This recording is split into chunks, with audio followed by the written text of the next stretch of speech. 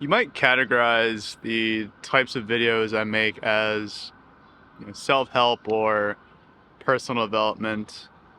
And I can kind of see where you're coming from. And I feel like we need to reframe self-help and personal development. And I'll explain why. But ultimately, right, when we think about self-help, personal development, I mean, in its very name, it's implying that it's about you. How do I help myself? How do I develop myself? And that's totally fair, right? Because ultimately, at the end of the day, whatever it is that you're doing, whatever form it takes, whether it's, I don't know, exercise, meditation, therapy, so on and so forth, they are directly affecting your life. But what about those around you? Because ultimately, at the end of the day, when you're working on this relationship with yourself, right, through self-help, through personal development, you're working on your presence with yourself when no one else is watching, when you're in a room alone. How do you think? How do you feel? How do you talk to yourself as if you were your own roommate, best friend, and so forth? And when you think about it that way, well, that sounds like it carries over a lot into how you interact with, and more importantly, how you relate to others. And in that sense, self help, personal development, as much as we maybe do it for ourselves, ultimately, it's more about doing it for those around us. Because when you do something to benefit those around you, to serve those around you, it becomes that much stronger. Build that much more conviction in what it is that you're working to better yourself in. But ultimately, any sort of direction or action you take in the realm of bettering or improving yourself is a necessary step. It's the precursor to doing or pursuing self help, personal development in the sake of others. So when I think about my own experience as someone who, admittedly, and I've talked about being someone who struggles with, or struggled with, excuse me, low self esteem, feelings of inadequacy, not feeling worthy, all of the self help and personal development stuff that I did was for myself.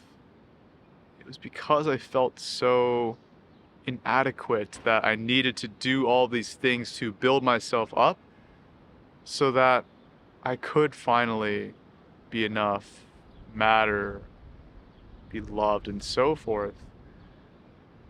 Right? Whether it was going to the gym, whether it was reading those books by Navy SEALs or, athletes and coaches and whatnot, I wasn't thinking about at the time anyone but myself. I was self focused. I don't want to say selfish. Self focused is how I describe it. And I, like you, needed to go through that phase to shore up and build up those parts of myself that weren't necessarily whole, the parts of my relationship with myself that weren't the healthiest. Because if you still have those areas that are pulling you back, that aren't complete and aren't whole within yourself, and you're unable to do so for yourself, then you'll never be able to fully do so for others. You'll never be able to serve others or to see your actions and your presence as a way of serving those around you.